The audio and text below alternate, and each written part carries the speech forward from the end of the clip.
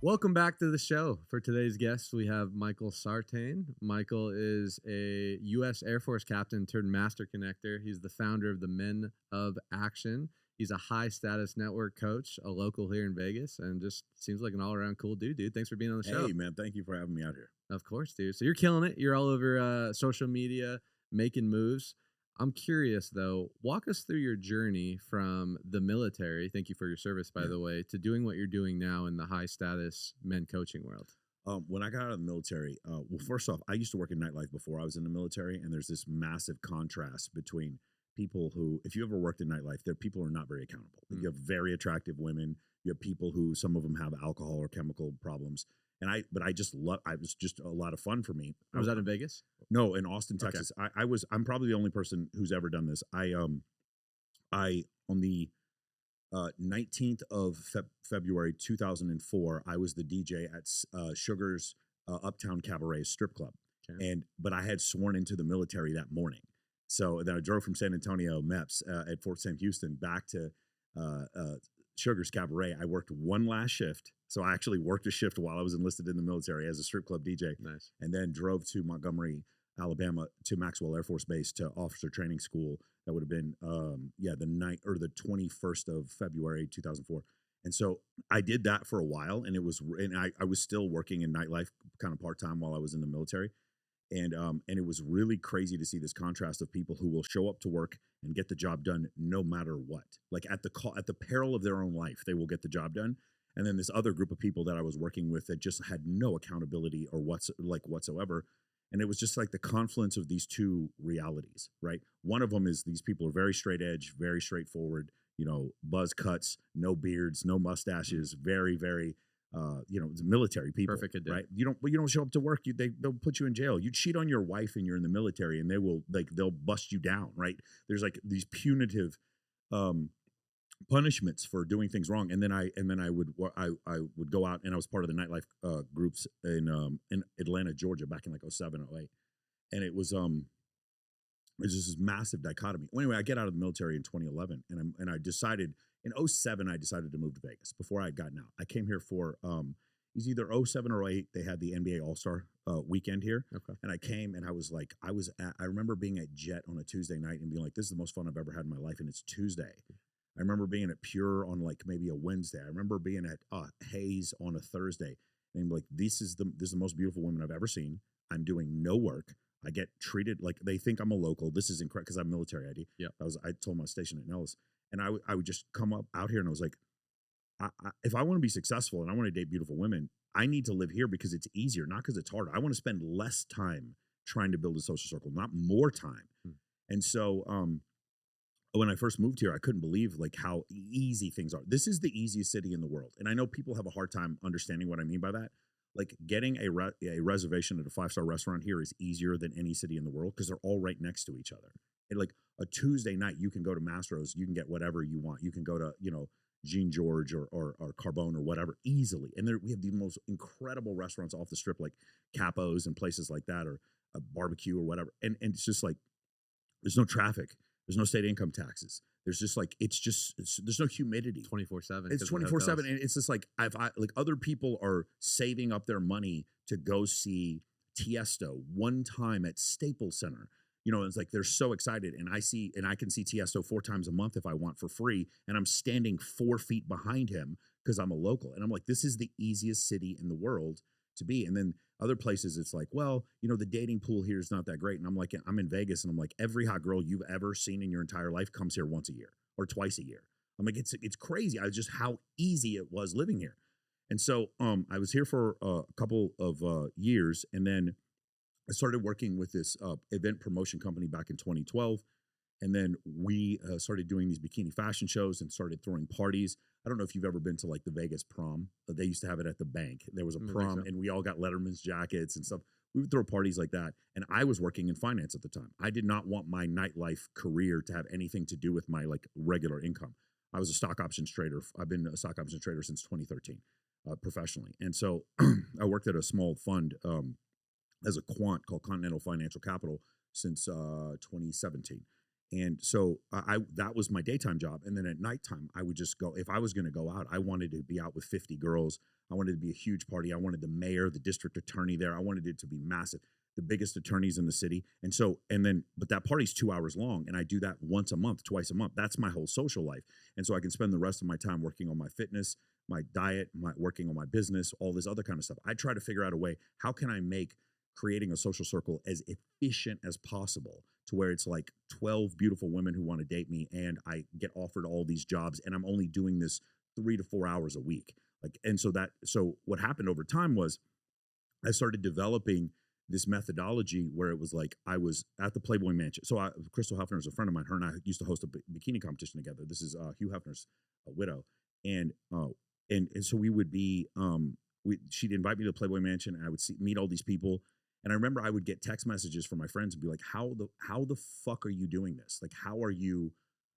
I was a videographer at the Playboy Mansion at one point, and I'm like hosting at one point, I'm hosting the 3 biggest bikini competitions in the world at the same time. The one for Paradise Challenge, the one at Wet Republic, and the one for Swimsuit USA.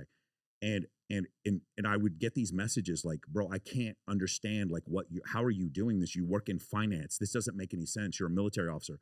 And I was like, what if I came up with a course where I explained to everyone how like I was able to network with, like, I don't go, if I go to Aspire, or if I go to Elevator Nights, or if I go to Ty Lopez, like his mansion, I don't go as a guest, I go to speak. How is it that I was on this side speaking versus being the guy who pays to go to the 10X conference versus the guy who speaks at the 10X conference? Yeah. The guys who goes to see Tony Robbins versus the guy who speaks up on stage for Tony Robbins. Where's the disconnect? And so I built a course to get over that line. And so if you're a man and you're not interested in women at all, you just want to do high status networking, then I teach you, how do we get into conversations where all we do is solve problems for other people? So if I'm at dinner with, let's just say, Justin Waller, I'm there with Dan Fleischman, I'm there with Ty Lopez, whoever, and we're having dinner, the conversation is nothing but problem solving. All I'm trying to do is like, how do I fix your sales funnel? You need a new sales guy. You got a guy who needs to do A/B testing for your ads. You need an SEO guy, blah, blah. All we do is solving problems. And then sometimes it's like, hey, I'm dating this girl. What do you think about XYZ? And all I'm doing is solving problems for them. And from doing that, you're able to network in any group you want. And then you go from like me working in finance. In 2 weeks, I'm hosting the Maxim Hot 100 party in Los Angeles. I'm the MC for that. How do you make all that happen? And I taught my clients, I went step by step on how to create these social circles. And then also I went over, there's another issue that I think a lot of guys have, is that they don't understand the fundamental attraction triggers with women towards men. Like this is the singularly most misunderstood thing in the dating community, is that especially female dating coaches and a lot of really good looking male dating coaches don't understand how attraction works because they just get it automatically. Does that make sense? It's 100%. Trying to explain to a fish what water is. And it's very, privilege is invisible to those who have it. So a woman trying to explain to a man attraction makes no sense. It doesn't work. So I broke down attraction triggers and I used concepts from evolutionary psychology. I'm a Longhorn from UT Austin. Dr. David Buss is the foremost evolutionary psychologist in the world. And he has the Buss Labs at UT Austin. And he's become a friend of mine and a mentor. Dr. Buss would give me I would read all these evolutionary psychology studies about mate choice copying and pre-selection, etc. People getting to know each other so for instance, in an unfamiliar environment, the better looking guy does better. In a familiar environment, the less the not as good looking guy with a better personality does better.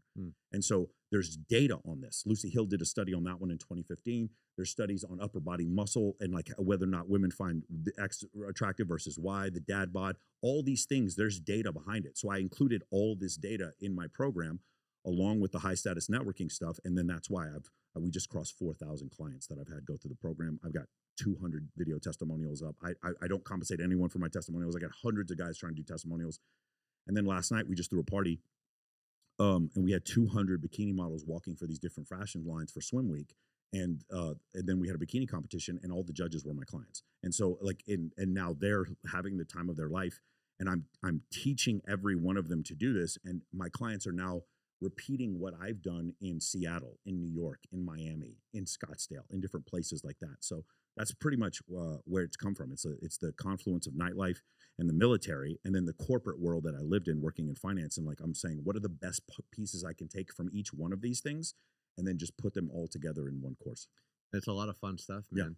So I agree with you. So my fiance is in nightlife. She works at Encore Beach Club. So Okay. I've been around the game. I grew up in Sure. Vegas. I had a fake ID when I was Yeah. 18. You know, going to the clubs that you mentioned weren't around when I was hitting it. But I agree with you. I think Vegas is one of the best cities in the world. I know Miami is on the up and coming, but the amount of access that you can get here is incredible. I'm going to say something that's going to piss a lot of people off. All right, ready?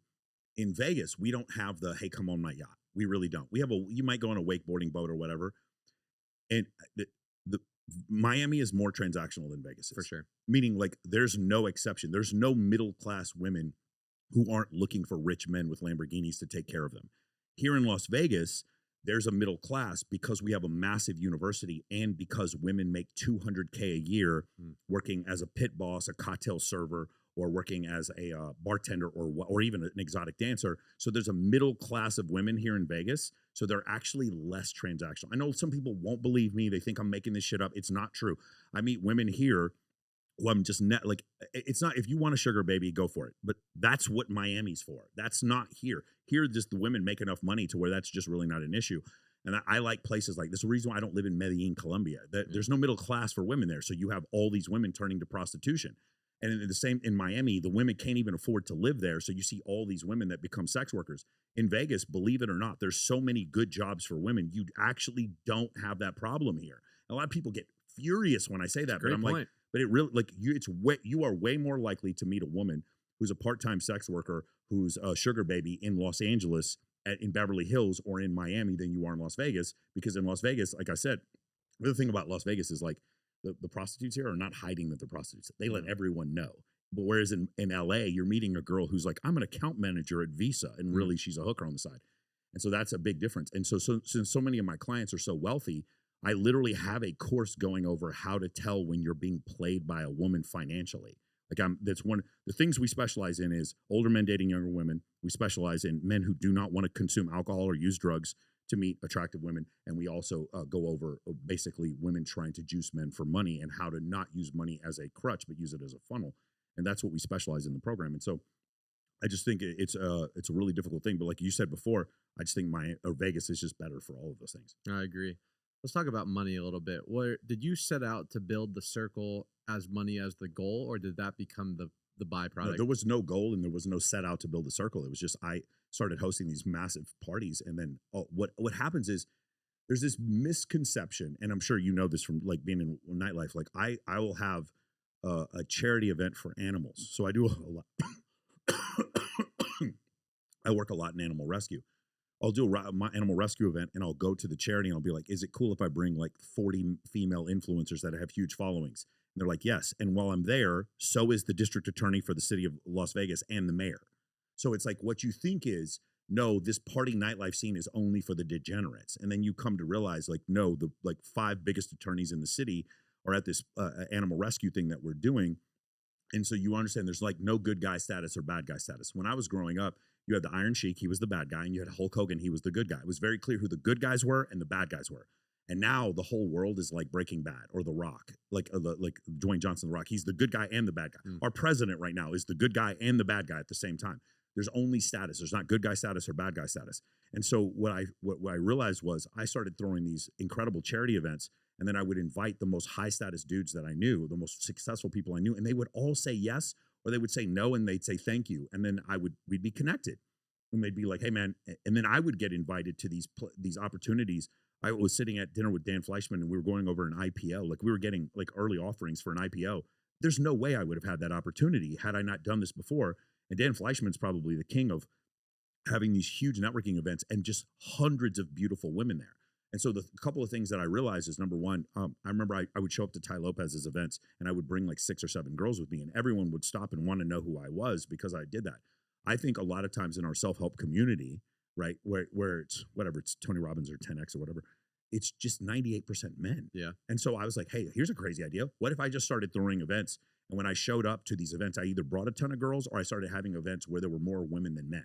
Imagine like CES, they have to hire models because it's nothing but dudes there, right? So and when I figured that out, what I found was that it was much easier for me to network with higher status people because men really enjoyed being at my events versus other ones because it's not 99% dudes, and women felt more comfortable because there were more women there.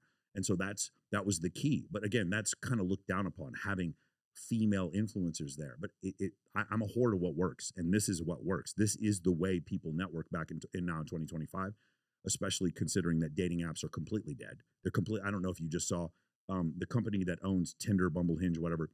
They just settled a lawsuit out of court where they had to pay money because they guaranteed you a match in 6 months if you paid X amount of money, and they were made up profiles. There's 9 men for every woman on a dating app. Women, attractive women, don't go to nightclubs anymore. They don't go to bars. They don't go to restaurants. They don't go out anymore. There's 5 nightclubs per week that are closing down in Los Angeles. Or I'm sorry, in Los Angeles, in London. And the Los Angeles night, I'm going to say this right now. The Los Angeles nightlife is dead. Los Angeles nightlife is complete. It is over. It does not exist anymore. In LA, the people who are going out on a regular basis are going to restaurants or they're going to mansion parties. The nightlife community in Vegas is done. I'm sorry, not in Vegas. LA. Yeah, edit that out. The nightlife community at Los Angeles is complete. It's done. It is completely dead. But my friends who throw Maxim parties or they throw Babes in Toyland, it's like 50 girls. There's like 300 girls and 75 guys there. It's like, because when you throw these events and there's an offer behind it, then you have girls come out. But if it's just go to the nightclub and get drunk, that whole scene is done. It's complete now. From 2004 to like 2019, that was the dominant creature. That was the dominant theory. That's over now.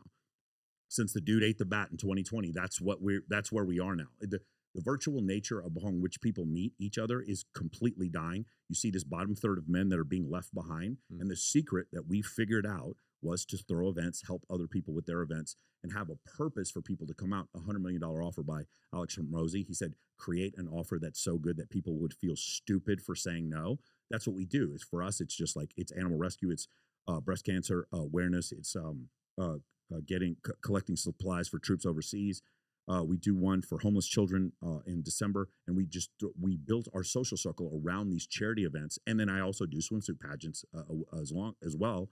And because of that, like, I can't explain to you how out of my league I am with the people I'm able to connect with, because I'm able to do that, and how easy it is for me to teach the dentist in Wichita or the accountant in Spokane. I can teach him to have this same lifestyle by teaching him the techniques of networking. That's really good. What do you think the biggest challenge is with a new client that comes to you as a man? Is it, I need to make more money so I can attract more women? I need to get in better shape. I'm sure there's a bunch of different things, but what do you say are those key points that people need to evolve? Yeah, the number one is worshiping at the altar of worthless people and their worthless opinions. Most people who are watching this right now care way too much about what other people think about them. I don't give a shit. You live in a country where a man fucked a porn star while his wife was pregnant, and you elected him president of the United States twice. You live in a country where they made a movie about him where he punches his wife in the stomach. He kidnaps his own child. He goes to jail for 15 months for securities fraud, and everyone loves the Wolf of Wall Street. You live in a country where a man runs over someone after winning a decathlon back in 1980, runs over somebody, kills them, runs over another one after transitioning to become a woman, and 4 months later, after killing someone in a vehicular homicide, is named Woman of the Year, Caitlyn Jenner. You think you live in a country where Oliver North was part of the Iran-Contra affair and now a contributor on Fox News. No one pays for shit. Before O.J. Simpson died, I had a conversation with him. He was being offered millions of dollars to host a podcast on fantasy football. And the man, except for the part where he allegedly stabbed his wife and this other dude 56 times, there's no consequences for going out and taking chances anymore. That's the thing that's happened. And so the go back to what I said before, people, instead of taking those chances, you go back home and you go to Thanksgiving dinner and you have a fat aunt who's been divorced 3 times trying to give you dating advice, trying to explain to you how you should be living your life. You're giving away, you're worshiping at the altar of worthless people and their worthless opinions. You don't give yourself a chance, an opportunity. You don't give yourself permission.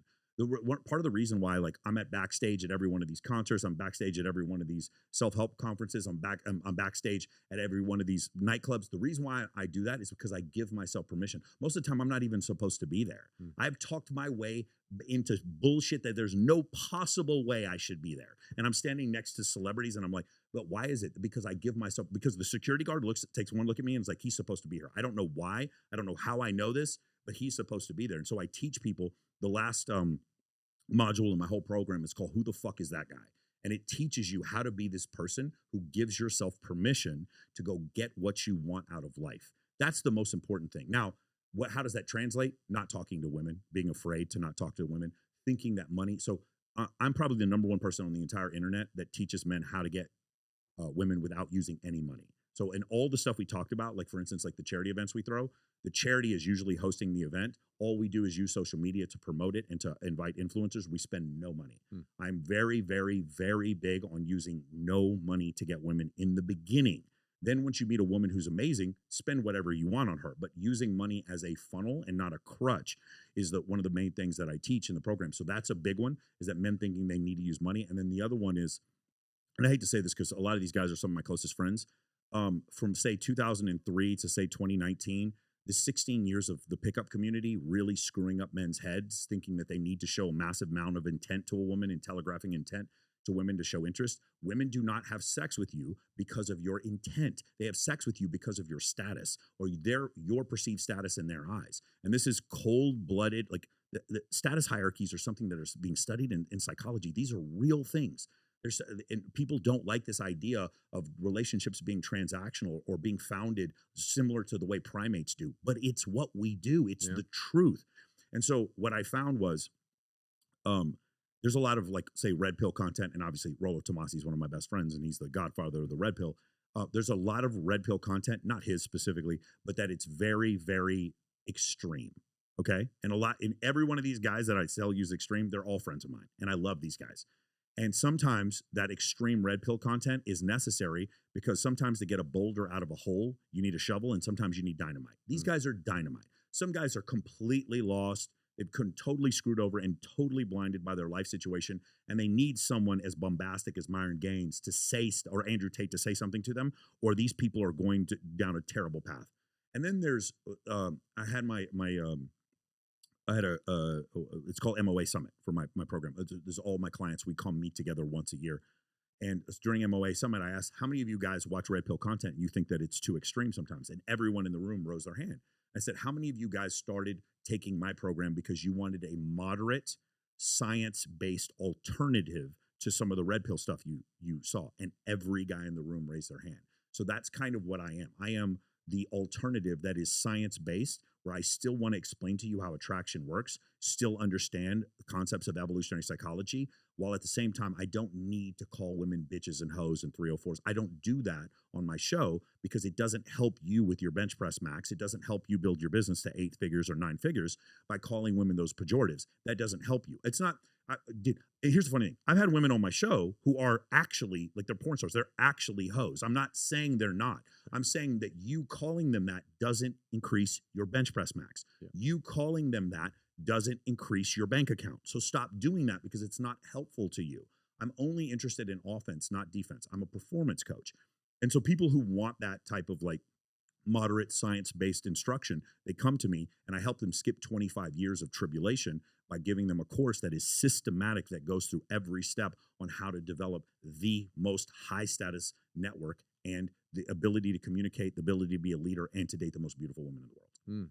Why do you think there's such a need? Because I agree, there's a massive need in the marketplace. And this is why you have the Andrew Tate characters coming out, because there's been such a extreme on the other side that there needs to be a counterbalance.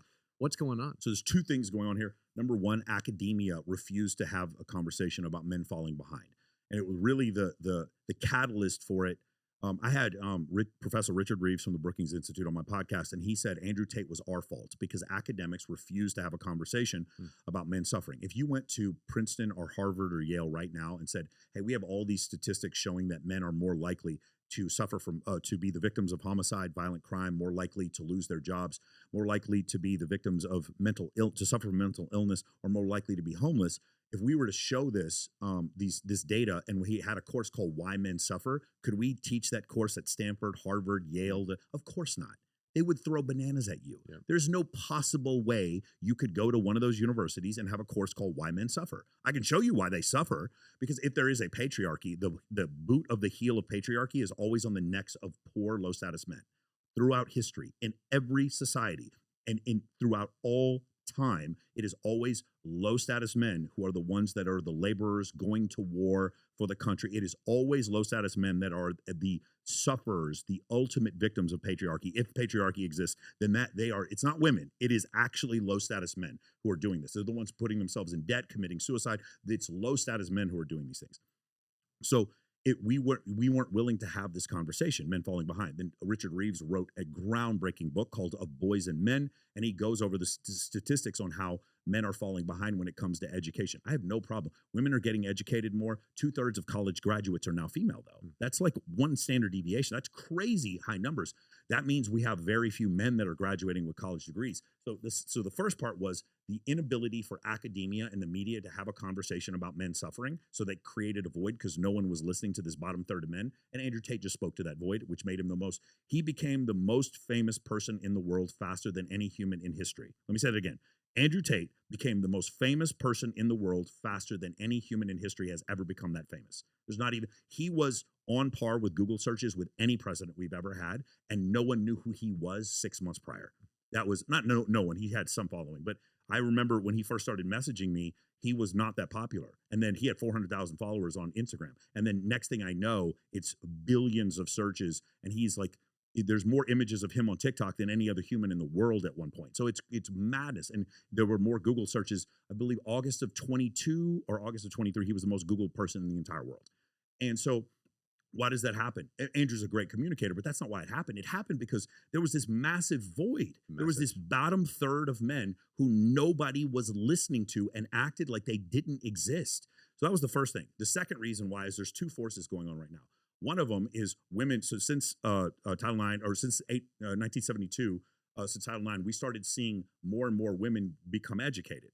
And so now what happened was in 1972, men outpaced women by 14 percentage points as far as bachelor degrees in 1972. In 2019, women outpaced men by 15 percentage points. We had completely swung the opposite direction. Yep.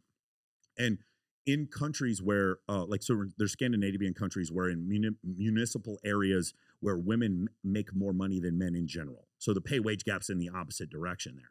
And in those places, the women want men who make even more money because that's a function of hypergamy. Yeah. So what happens is women get more educated and they have more economic opportunities. These are forces that are driving women up as far as their standards are concerned. And right here we have men, and they're suffering from sedation, like pornography, video games.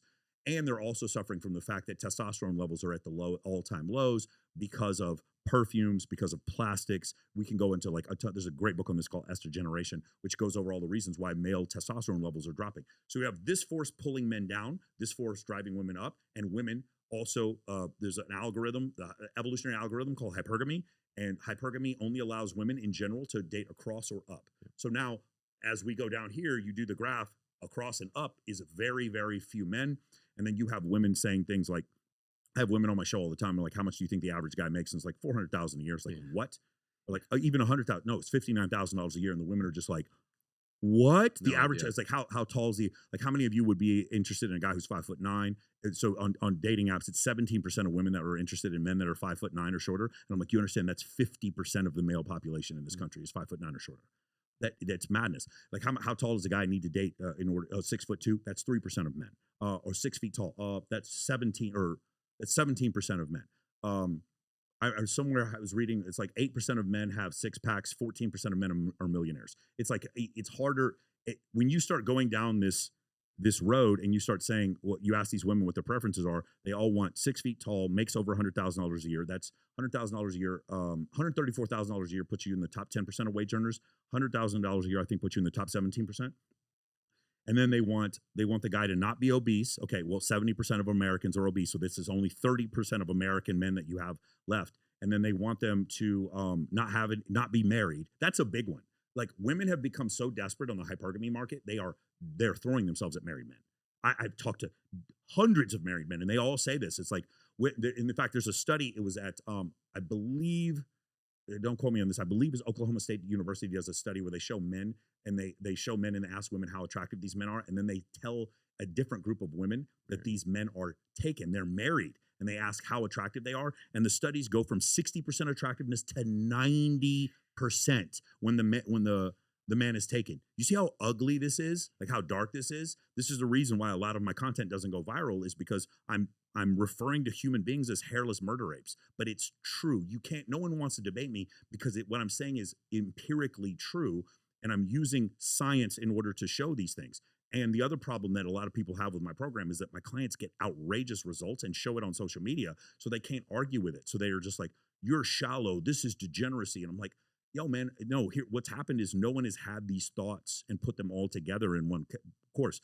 Evolutionary psychology has never been combined with an actual course teaching leadership and dating before I did it. And so that's why nobody had ever seen it before. And the results are so staggering that we had a copywriter come to us. We were doing a mid-ticket offer called Off-Market Dating System.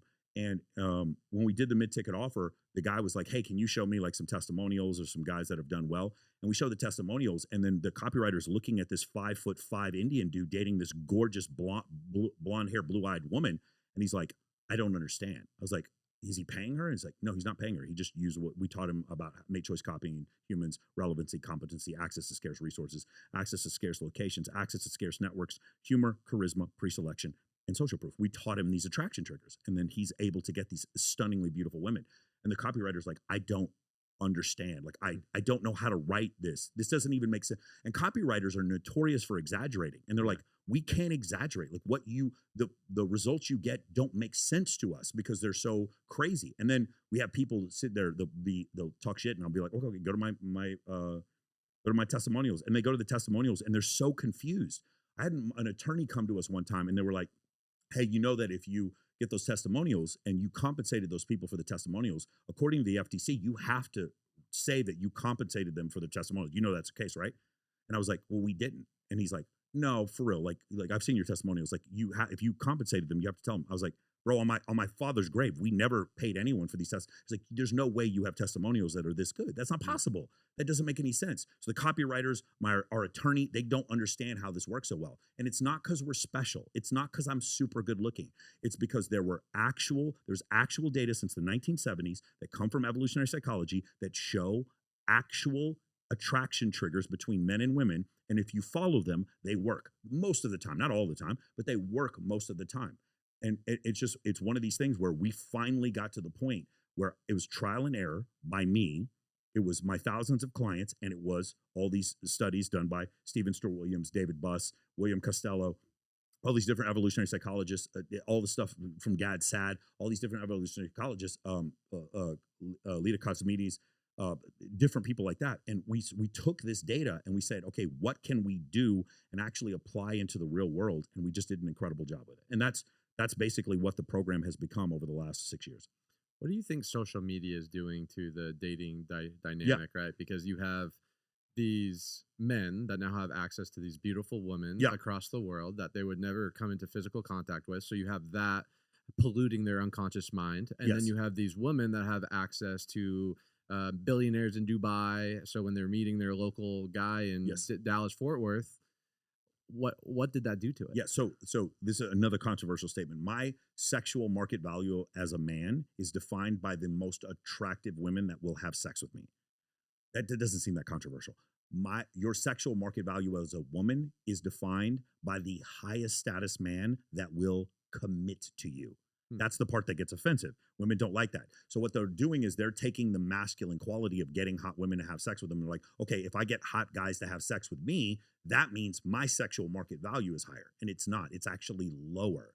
Getting men to sleep with them does not increase their value. It doesn't, because it's like going down a lazy river. There is nothing on earth that requires less force than a woman getting sex. So a woman getting sex and then saying, well, this is how I determine my sexual market value because I had sex with Drake, a power forward and a center fielder who slid into my DMs because I went on a video shoot with Tyga one day, or some rich dude said he wanted to fly me out to Napa Valley and then just have sex with me and kick me out of there. I can't get these men to commit to me. So there's this massive confusion. Homath, my buddy Homath, he says women get stuck on their highest setting. So because social media has now availed you of people in relationships that look better than you, right? That have nicer cars than you, nicer houses than you, and go on better vacations than you.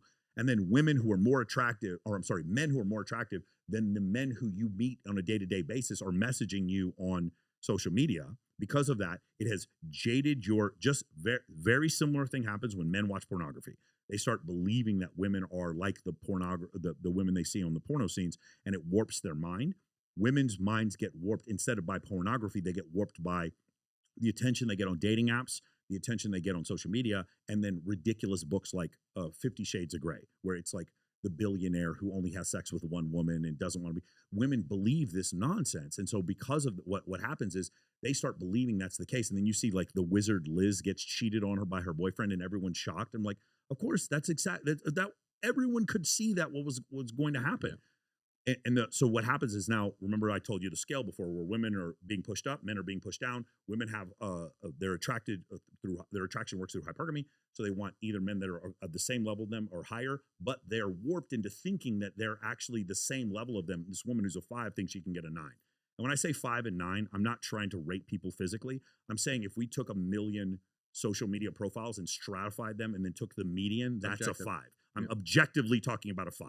The person who gets the 50th percentile most right swipes, that guy dating what happens is women who are a 5 are trying to go after men that are 9 because they believe they can get those men, and they can get them to have sex with those women, but not to commit. And this is the part that's very offensive to a lot of women. They're like, no, my sexual market value is determined by me. I'm a 10 because I feel like a 10. I'm like, I couldn't imagine me going to the Golden Knights tonight and saying, I want to play goalie because I feel like I can play goalie. I would be escorted out of the building and laughed at. But the idea that women then can say, I'm a 10 because I feel like a 10, it's like, you're also a billionaire because you feel like a billionaire? No, we as men do not have the privilege of believing that these subjective things or these objective things we can subjectively say that we're X, Y, or Z. And this is the other part that's very confusing to a lot of people. My sexual market value is different from my self-worth or my worth to society. Does that make sense? Yeah. So if I'm a man and I'm a cardiologist, and let's just say I teach at a local university, I make $500,000 a year, I work in Doctors Without Borders, I lead a group of people at my either my university, my hospital, or my private practice. And so the things that make me a viable cardiologist also make me attractive to the opposite sex. They're the same things. If I play quarterback for an NFL team, I'm viable to society. They pay me a lot of money, and I'm attractive to the opposite sex. If you're a woman and you're a cardiologist, the opposite is not true. If you're an incredible cardiologist, you may have saved my niece's life, and I will thank you forever. I will send you a card on your birthday every day for the rest of your life. Thank you for saving my niece's life. You have incredible value to the world. You go do Doctors Without Borders. You save millions of kids, hundreds of thousands of kids that live in Africa, whatever. All the stuff you do, you're an incredible benefit to society, but it doesn't make men more attracted to you. And women cannot get past this idea. They think that they need a Birkin or a nice job or a master's degree to make men more attractive, and they're just not attracted to those things. So for men, the things that make me viable to society also make me attracted to women. For women, it's not the same thing. And so there's this confusion that happens when the woman gets the second master's degree, gets a PhD, gets a law license, starts her own private practice, and then she's like, where's my man? He's like, he's back in your 20s where you left him. Because as men, we're not looking for the same things. We don't need you to protect us or provide for us. We need someone that we want to have beautiful, healthy children with. And as far, I don't care what you think. Like even if you're a man and you don't want children, you're still looking for women who would give you the best. This is very confusing to a lot of people. If you're a woman and you don't want children, you're still looking for the man who would give you the best children. You're still looking for the broad shoulders. You're still looking for the man who can protect you. If you're a woman and you don't want children, if you're a man and you don't want children, you still are looking for women with a hip to waist ratio that's the most fertile, which is 0.72, which even blind men say is the most appealing hip to waist ratio in women. So regardless, either way, you're still looking for that evolutionarily best mate to raise children with. And so that's how attraction actually works. And it doesn't matter how many times Victoria's Secret or M Brands puts overweight women on a stage and tries to make us believe that there's your westernized standards of beauty. And if we could just get past our westernized standards of beauty, we would be more accepting of overweight people.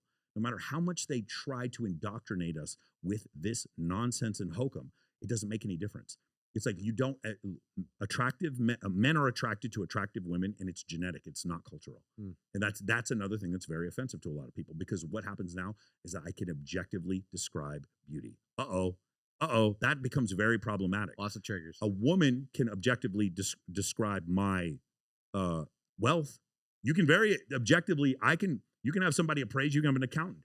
You can objectively describe my wealth. Or the lifestyle they want. Correct. But if I try to objectively describe your physical attractiveness, and again, for me, doing almost 70 swimsuit pageants at this point, every time we start, I'm like, she's going to win. And we're always right. Like, I don't have to I don't have to talk to the judges. I don't have to do anything. I'm like, that's first place, that's second place, that's third place. And I'm always right because beauty is objective. That's why. That's why I can always tell you who's going to win. Let's talk about status a little bit. Would you say, Michael, that the man that has a beautiful wife, girlfriend, has a higher status than the man that has a lot of money? So here's the thing. I won't tell you that. Society, like the evolutionary psychology studies will show that. There's this really great study, and I forget if it's the Southwest University or if it's the Royal Society. They show photographs of men with beautiful women and without beautiful women. So if you've ever done a psychological survey, you're going to show the man, and then you're going to show another picture photoshopped with a bunch of beautiful women with him. And in the photos with the beautiful women, not only do other women find that man to be about 20%, 2 points more attractive. Not only do they find him to be more attractive, other men see him as higher status. And it gets even crazier. Women see those men who are pictured with other women as being more intelligent and more generous. Madness. That your psychology would play tricks on you like this. But yet I have so many guys, and I'm just going to say it, Sandeep from New Delhi, who comes to me, and he's like, white women don't like me. And then I show him a couple of tricks when it comes to attraction triggers. And now he's dating the fucking 5'11" Ukrainian blonde, and he's not using any money. And he's getting hated on. Like, nobody can figure out how he's doing it. And it's because of these surveys and data that has been clearly carved out in evolutionary psychology. That anybody can, if you guys want Atomic Attraction, you can read it. It's just nothing but evolutionary psychology studies that show how attraction works. It's a great book. And so when you use those attraction triggers, then you're able to just, manifest incredible levels of attraction. And you have guys just basically hitting 700-foot home runs out of the park, and it makes no sense to anybody else. Yeah, well, it's so interesting. Going back to the industry and the nightlife, you see these bussers that can, This is such a great example. attract these cocktail waitresses where you have people spending, nothing 9-figure net Yes. worths at the club that these girls won't even give them the half of time of the day. I do this joke all the time. I have a bunch of friends of mine who are cocktail servers. Like, how many of you have slept with a busser? And they're all looking around like in shame. They've all slept with a busser. And for those of you guys who don't know this, do they select guys who are tall or short to be bussers? Short. They want shorter, smaller guys to be bussers because they have to sneak in there and grab the stuff and pull it out. Having big dudes you want big dudes to be security guards. Bussers are smaller or smaller dudes. The bussers at some of these nightclubs, when you see them, they're like tiny, and they've had sex with the most beautiful women you've ever seen. It's because they're not in an unfamiliar environment. They're in a familiar environment. In a familiar environment, you're able as a man to display more attraction triggers than in an unfamiliar environment. In an unfamiliar environment, this is cold approach, or these are dating apps. Chad Thundercock is going to beat you. He's just going to beat you every time. In a familiar environment, it's the guy who's very funny, very articulate, very well connected. He's the one who's going to do better than Chad Thundercock. He's going to make Chad Thundercock look like a moron. And that's the difference. That's where it happens. How do you do that? How do you get women from an unfamiliar environment to a familiar environment? Social circle. Networking, event creating. That's how you do it. And so instead of complaining and saying the sky is falling like a lot of other content creators in the manosphere, I'm providing a solution, a clear-cut solution that is tested through science and hundreds, thousands of testimonials. Now, once a lot of your students start to learn these attraction figures, they start to go from 0 to 1, 2 to 3, 2 to 3. They start attracting women. They start getting their confidence, all the things. Yeah. How many of them is the goal to get married? And how many of the goal is really just to have a good time and increase their status to the marketplace by being around beautiful women? Are you married now? Engaged. Okay. Do you remember a time when you didn't care about getting married? Yes. So the answer is all of it. The answer is all of them. So just imagine would you be as inclined to get married if you had zero experience with women your entire life? No. So you're more inclined to get married because you've had some of those experiences with women. By the way, another controversial statement. Men need to date women to get better at dating. Women do not need to date men to get better at dating. It's people get very upset when I say this, but it's absolutely true. Women do not need to date more men to get better at dating. Men do, because we're the performers. Men need to date more to get better with women. So the answer to your question is, if I have a guy who in general ultimately wants a wife, the problem is he has no experience with women. So he's going to go through this phase where I teach him, where he's got 7 or 8 women vying for his attention. They're competing with each other for his attention. And at that point, he might not want to settle down. But he does that for a while. And then he starts saying, because it's one thing, you notice how rich people are always like, you know what, being rich is not that big of a deal. You're saying that to make poor people not hate you as much. And you have these dudes like, I love when Bilzerian is like, you know, it's not that big of a deal to like sleep with all these women. Thanks, Dan. Thanks for telling us. It's like, can we have 100 threesomes first before we sit there and believe that? So what happens for a lot of guys is you'll tell them is like, hey, you're going to meet a beautiful woman and she's going to be such a headache. You're not going to want to date her. Well, if you've never been with a beautiful woman, you think I'm full of shit. What I'm saying doesn't even sound real to you. It's like, let me find out for myself. Mm-hmm. And so then you have that experience and you start saying red flags, serious issues, borderline personality disorder, horrible levels of jealousy, narcissism. You start seeing these red flags, not in every woman, but in some women, because you have some level of experience. And once you have those experiences, then you're like, okay, now I know what I want in a wife. And now you go off and get married. So the answer to your question is both. The answer to your question, like the guy who's like a virgin, he's like, I'm ready to get married right now. Get ready for the divorce that is coming 3 to 5 years later, because you don't know how to communicate with your wife and you don't understand how to speak woman. You don't understand how to the intersexual dynamic. It's not that men and women speak a different language and there needs to be a translator. And it's generally not women who are going to do the translating. It's generally men. We need to understand how to speak to women to generate attraction and to be able to communicate with them, because if you and I are solving problems for each other, and my girlfriend is not going to want to hear that. She doesn't want me to just solve problems. She wants me to listen to her. Yeah. And there's other mechanisms that you need as a man to understand how to communicate with women. If you don't have those things, and a great example of this is you see now in the church, you see a lot of the churches, one of the things they advertise is absolution. So if you're a woman and you decided to get into sex work in your early 20s and you got on OnlyFans and you had sex with a bunch of dudes on there, and now you're 30 years old and you've gotten right with God. You had an epiphany, and now you want to get right with God. You're serious. You're not playing around anymore. You're not here to have fun. You're dating with intent. I love these matchmakers. Dating with intent. So now you're dating with intent. So you go to church and they put you in a young singles service, right? The young adults or whatever.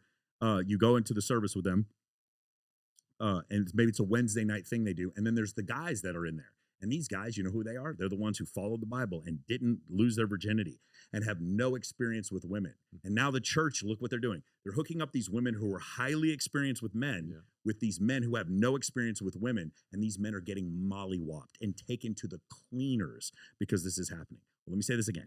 Men need experience with women to understand women and to get better at dating. Women do not need experience with men to understand men and to get better at dating. They do not.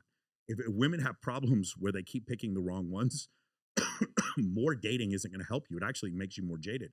What would help you is having a family member, maybe grandma, who's gone through menopause and isn't triggered by the attractive males the way that you are. Maybe it's the dad. Maybe it's your brother. Maybe you have a guy friend who's a complete male slut and gives you the 411. I recommend women have a guy friend. You don't sleep with him, but this guy is like completely honest with you and just tells you the stuff that he does with women so that she can have an understanding. But you don't need to date to do that if you're a woman. If you're a man, you do need to date a lot of you. You don't need to sleep with 50 women before you get married, but you need 50 women to want to sleep with you before you get married. Would you say that is a factor in the divorce rates, not having enough experience before you get married for the rest of your life? No, the factor in the divorce rates goes back to what I said before. As women climb up, so one of the number one precipitors of a divorce is when a woman makes more money than a man, meaning a man loses his job. When men lose their job, if you ever have James Sexton on, he'll talk about it. Like women are racing to the divorce attorney. They're trying to talk to every divorce attorney in the city so they can conflict out every divorce attorney, and then they drain the bank account immediately. Like this is when you have a situation, the divorce rate. So there's a couple things. Women will tell you in general when we have a conversation about the divorce rate that it's because men are falling short is the reason why the divorce rate is still 56%. And so what we'll do is we'll do a quick thought experiment. The divorce rate is 56%. The number of divorces, the percentage of divorces being initiated by women in heterosexual relationships is 73%. So 73% of the time, it's women initiating the divorce. Right. So let's remove men from the equation. Let's look at lesbian couples. What we should see if men are the problem is the divorce rate should be lower. The divorce rate's exactly the same. Hmm. 73% divorce rate amongst women. So when women don't have men to blame, they're getting divorced at the same rate, which might indicate that it's not all men that's causing this divorce to happen. It's not, and by the way, I'd say probably half the time it is a shitty dude who's fallen short. And the other half the time, it's a girl who got a message on Facebook from her ex-boyfriend or bumped into a cute guy at the mall who's better looking or richer than her boyfriend. And she just decided she just wants to find herself and go on a journey. I think divorce is no more likely. 73% of divorce is initiated by women. And I think the majority of the time it's because women are pickier than men, which is an evolutionary adaptation.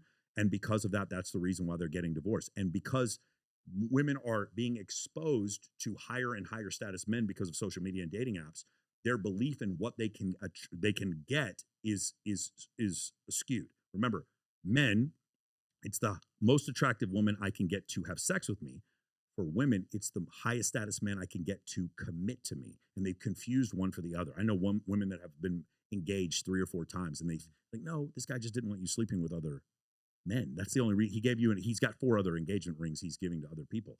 And then the other part is this incredible disillusionment that I've seen a lot of times with women where they're dating, like there's 10 guys, they're not interested in 80 of them. And then the 2 guys they are interested in, they can't conceive of all the other women that are also interested in those 2 guys. And they don't realize that like they're not going to be able to lock those guys down. They'll definitely be able to have sex with them. They won't be able to lock those guys down. And so we get into this place where it's a small group of men that are getting attention from a larger group of women and a large group of men that are getting no attention from anyone. What does the evolutionary science say about monogamy? Are we designed to have multiple partners? Yeah, this is we still debate this, and I don't know why. This has been settled, probably 40 years ago. Monogamy and polygamy are both the natural states for Homo sapiens. The natural state for human beings, and if you guys want to go watch my interview with Dr. David Buss, I said this, he agreed with me completely. He said, Homo sapiens is a lifetime of polygamy interspersed with periods of monogamy. That's the correct answer. We still debate this over and over again. There are 5,000 species of mammals on this planet, 2-gender mammals on this planet. 3% of them do any pair bonding. Meaning most of the time, if you put a male cat and a female cat together, they're just going to have sex. They don't need to get to know each other. Same thing with, bats, ducks, like most 2-gender species. There's no pair bonding. You're just whoever's in front of you, you're going to breed with. For Homo sapiens, we do pair bond, right? So, but the idea that the natural state is for us to have monogamy. Let me ask you a question. Are there any laws on the books to force you to eat food? Nope. Are there any laws on the books to force you to breathe air? Nope. Why not? Why aren't there laws on the books? Are there laws in the books that force you to have sex with your wife? No. No. Why are there no laws for that? Because those things are natural. Are there, if you're in a Middle Eastern country and a woman cheats on her wife or cheats on her husband, what happens to her?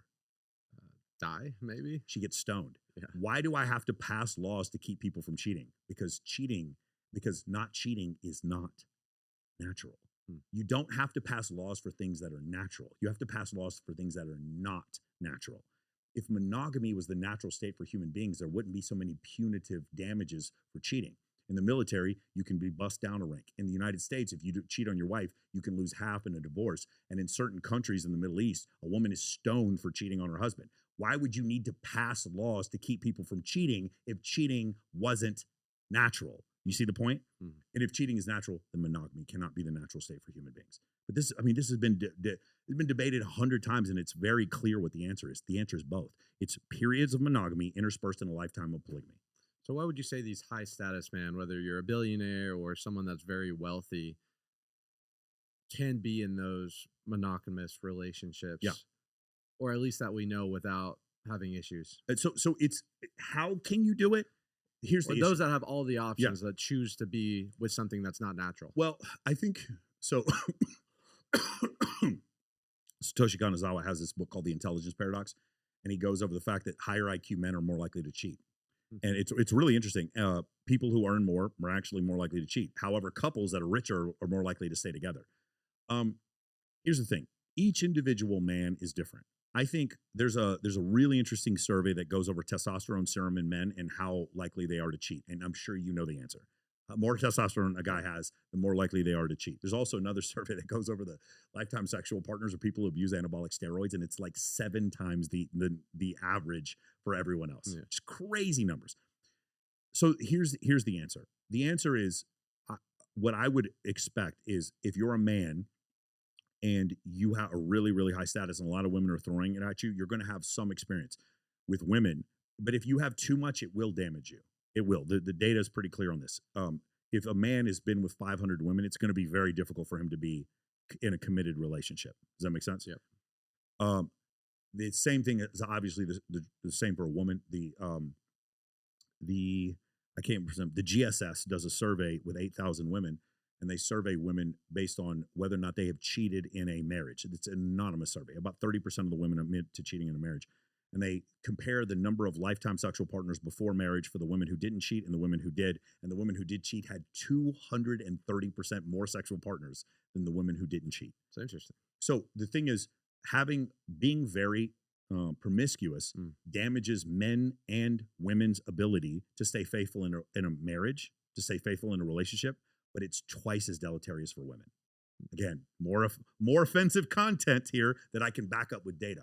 It's like, that's why I said before, women do not need a lot of experience with men to get better at dating. Men do need experience. It's actually with harmful. Based yes, on that exactly. It's harmful for both, but it's almost twice as harmful for women than it is for men. And so when I say that with men, can you be the playboy and then end up with the good girl? I've seen more than 100 examples of that. I have. If you're the woman and you're like, can you be the porn star and then end up with a good guy? I have yet to see an example of that. I know one example of a happily married couple, but she still films with other men and he's fine with it. I'm not fine with that. That would not be me. I love the two of them, but I'm not cool with that.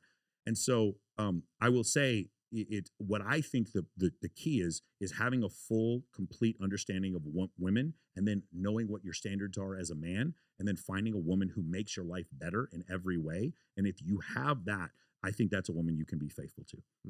I think that's the case. I don't cheat. I'm very, very honest. If I'm with a girl and I want to see another woman, I'm very honest with her and I'll tell her that I want to do that, which is why I generally avoid like monogamous relationships, mainly because I just don't want to lie. I just do not want to be a dude who lies to other people ever. So, but other guys I've seen before, they'll get into these monogamous relationships and it's difficult for them. And the thing is, here, this is another thing that's probably going to trigger some people in your audience. Most men don't cheat. The vast majority of men don't cheat. Oh, there's a lot of women very angry hearing me saying that right now. The vast majority of men do not cheat. The problem is most women don't notice the vast majority of men. The guy who gave you your Chick-fil-A, the assistant manager at the Walmart, you're not considering whether he cheats or not because you don't even see him if you're a woman. And if you count those men, you find out the vast majority of men do not cheat. And so that's why the whole cheating thing, while it's a paradox, what happens is you have women who are of, average or above average looks dating men who are very appealing to the opposite sex for a myriad of reasons, and then confused why those men want to see multiple women. It's because she's dating out of her tax bracket. That's basically what's going on. That's fascinating stuff, man. Out of her weight class, yeah. Yeah, weight class for sure. Yeah. What would you say? So if I'm an average man listening to this, you know, maybe I have a $60,000, $80,000, $100,000 job, and I love your content, and I'm looking to level up. I'm looking to attract high value women. I'm looking to increase my bank account. I'm looking to get in better shape. Like, what would be the steps? What order would you take to getting to that higher man status? The number one way to show status with the lowest perceived effort. What do you think it is? More girls around How'd you find me?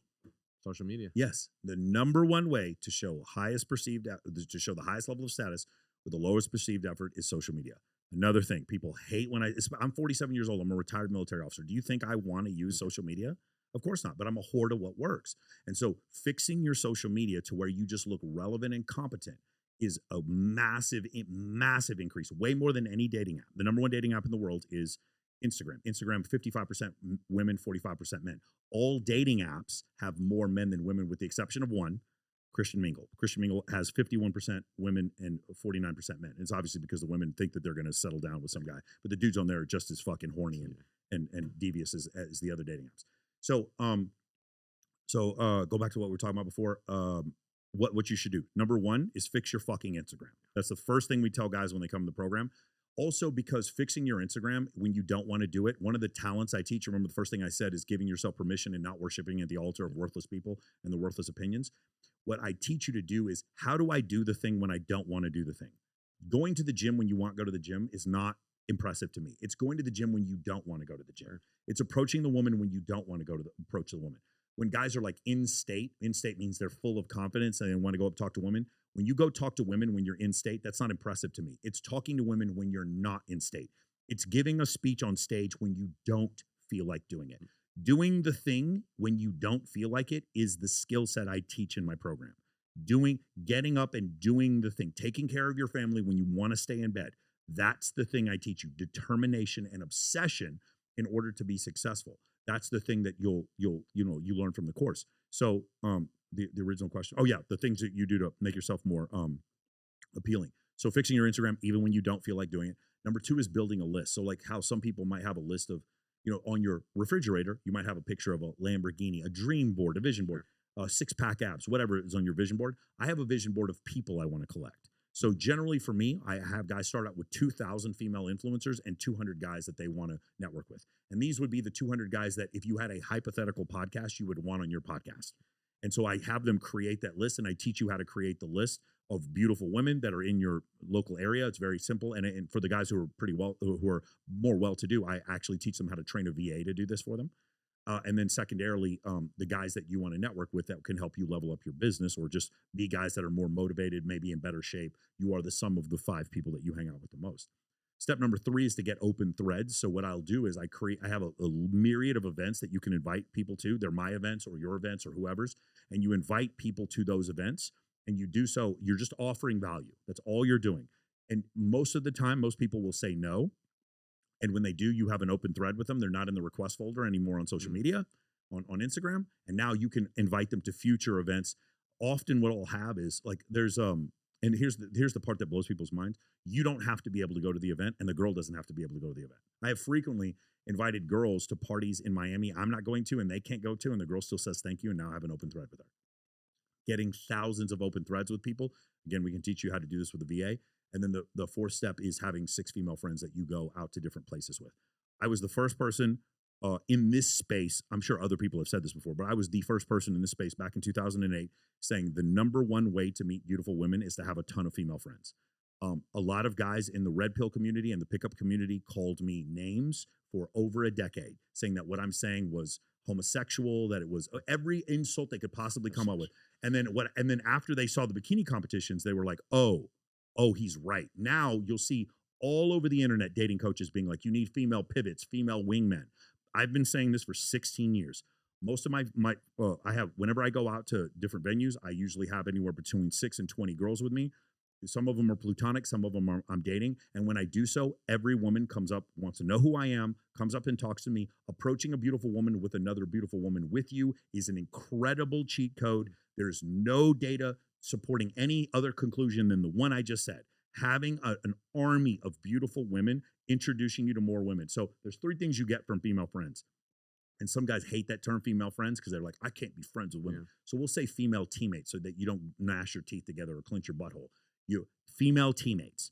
If you have female teammates, they give you 3 things. Number 1, they acclimate you to your dream girl. If I introduce you to your dream girl and you don't have an experience with women, you're going to blah, blah, blah. You're going to fumble the bag.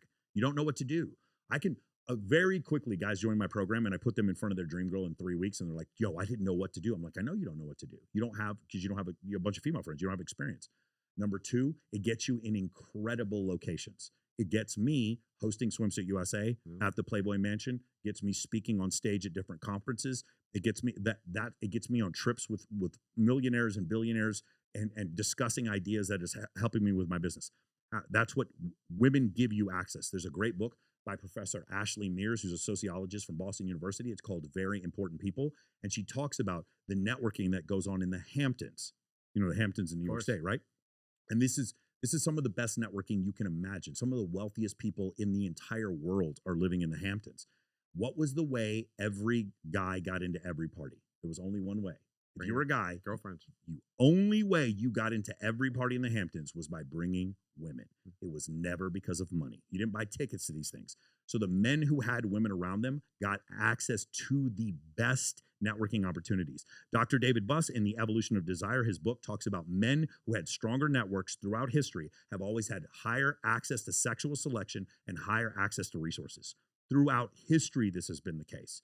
And so I just bang this into guys' heads. I'm like, having a ton of females with you, a female army. It's so.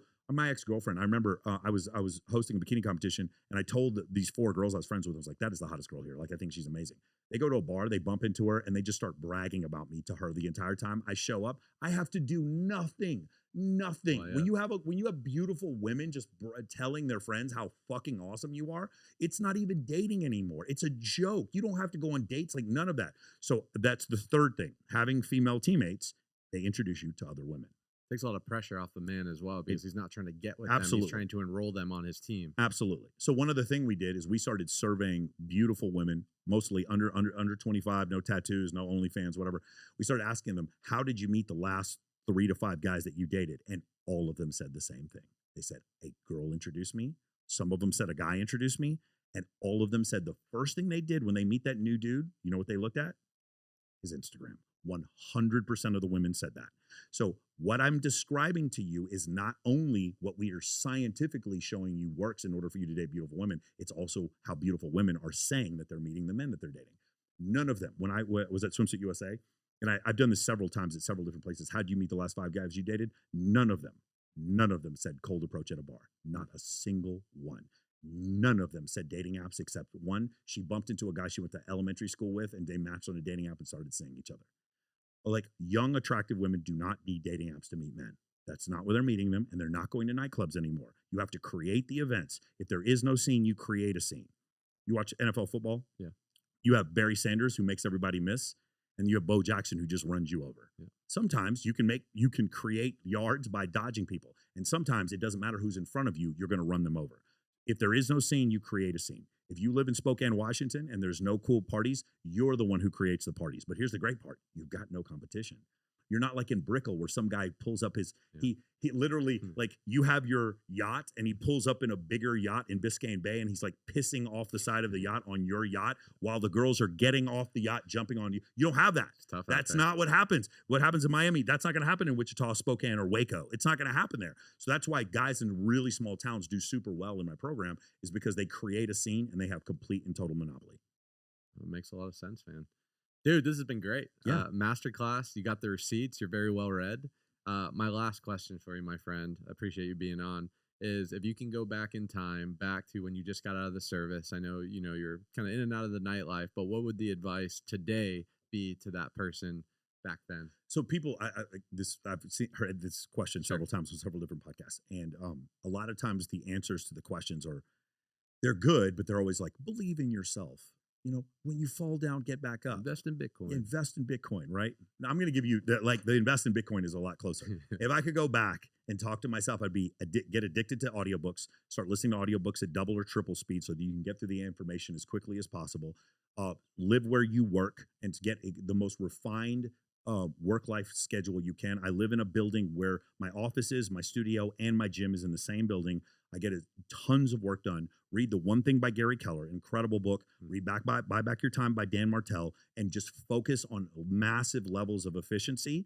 That's probably been the most incredible thing for me. And then the other thing is, like, take your health seriously earlier than later. Like, really, like, understand concepts like macros and intermittent fasting, things like that. There's just incredible benefit. But the number one thing I would say, and this is kind of passé, is find mentors. Mentors are more important than anything else. I remember Ty Lopez told me this like 10 years ago. He goes, the trick for me is I just find mentors. You'll notice one other thing that's different is that I keep quoting books and I keep quoting people who have had success other than me. You'll see a lot of gurus who don't do that. They're like Joe Dispenza is a great example. He acts as if he created meditation, right? He did not. But for me, I'm always going to give attribution to the person who came up with the idea before me. I'm just a signpost to help you get to that place.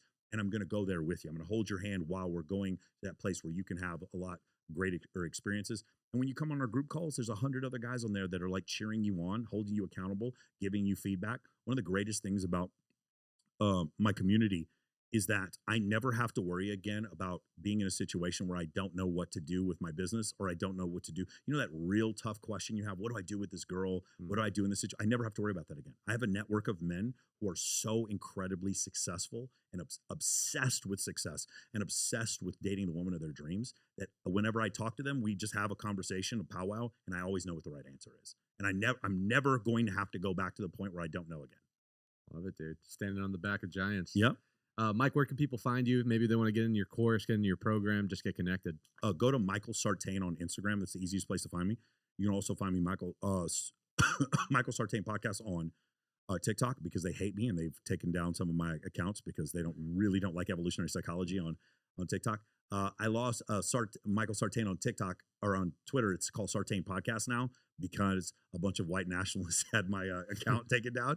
They reported me for something because I got into a debate with Nick F. It's a bunch of crazy stuff happened. But you can find me, Michael Sartain. If you guys want to just learn about the program, go to moamentoring.com. And you guys can see the program there, you know, in its true value. But Michael Sartain on Instagram is probably the easiest way to find me. Love it, brother. Thanks so much. Thank you, man. Appreciate it. Guys, we'll see you next week. Appreciate you tuning in.